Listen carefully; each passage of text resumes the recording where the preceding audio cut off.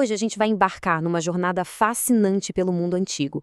Vamos mergulhar nas visões do profeta Ezequiel e tentar entender juntos 3 das profecias mais, impactantes e dramáticas de toda a Bíblia.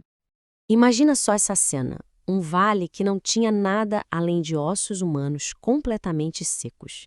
É uma imagem muito forte, né? E é exatamente essa visão que prepara o terreno para uma mensagem de esperança. Uma esperança que surge, acredite, no meio do mais absoluto desespero. Ok, mas antes de entrar de cabeça nessas profecias, a gente precisa dar um passo atrás. Para entender a força de tudo isso, é fundamental a gente se situar no mundo de Ezequiel. E olha, não era um tempo nada fácil. Então, vamos lá. Ezequiel estava profetizando durante um dos períodos mais sombrios da história de Israel, o exílio na Babilônia. Pensa só, o povo tinha sido levado como prisioneiro, a capital, Jerusalém, e o templo, que era o coração da fé deles, tinham sido destruídos. Eles se sentiam completamente abandonados, derrotados, como se estivessem mortos espiritualmente. E é bem aí, nesse cenário de desesperança total, no fundo do poço mesmo, que Deus dá a Ezequiel uma primeira visão. Uma visão poderosíssima de restauração. Deus leva Ezequiel, em visão, até aquele vale de ossos secos que a gente falou. Um cemitério a céu aberto. E ali faz uma pergunta que desafia toda a lógica, que parece até impossível. Filho do homem, será que esses ossos podem voltar a viver? É uma pergunta que já prepara o caminho para um milagre. E o que acontece em seguida é fascinante. Não é um passe de mágica, é um processo, passo a passo. Primeiro, um barulho, e os ossos começam a se juntar, cada um no seu lugar. Depois, tendões, carne e pele cobrem todos os esqueletos, mas eles ainda não tinham vida. Então vem a ordem para que o espírito, o ruar, entre neles, e de repente, aquele vale da morte se transforma num exército gigantesco de pé. É uma imagem muito forte do renascimento, tanto físico quanto espiritual, da nação de Israel.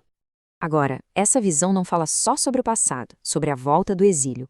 Ela carrega um significado que a gente chama de escatológico, ou seja, ela aponta para o futuro, para os últimos tempos. Muitos estudiosos veem aqui uma profecia de uma restauração futura e definitiva de Israel, algo que ainda está por acontecer. Bom, a promessa de restauração está feita, mas segundo a profecia, ela não vem sem um último e grande desafio. A visão fala de um conflito gigantesco, uma batalha que precisa ser vencida antes que a paz definitiva possa chegar. Aí entram em cena 2 figuras bem misteriosas, Gog e Magog. Os capítulos 38 e 39 de Ezequiel descrevem um líder chamado Gog, da terra de Magog. Ele vai liderar uma coalizão, uma aliança imensa de nações para atacar justamente o povo de Israel, que já estaria restaurado em sua terra. Dá uma olhada nos aliados que a profecia menciona. Nomes antigos como Pérsia, Cuxi, Put, Gomer, que os historiadores associam a regiões que hoje seriam o Irã, Sudão, Líbia e partes da Ásia Menor e do leste europeu. Basicamente, é uma força internacional massiva avançando contra Israel. A motivação? A profecia diz que é a ganância, a vontade de saquear e, no fundo, uma rebelião contra o plano de Deus. E bem na hora do ataque, quando parece que tudo está perdido, a profecia descreve uma intervenção divina espetacular. Deus mesmo entra na batalha, mas não com armas humanas. Ele usa as forças da natureza. Um terremoto violento, pragas, chuva torrencial, pedras de granizo e fogo. A confusão é tão grande que os exércitos invasores acabam lutando entre si. É uma derrota completa e sobrenatural. Com esse inimigo final derrotado, o cenário de guerra simplesmente desaparece e dá lugar a uma visão de paz e resolução total.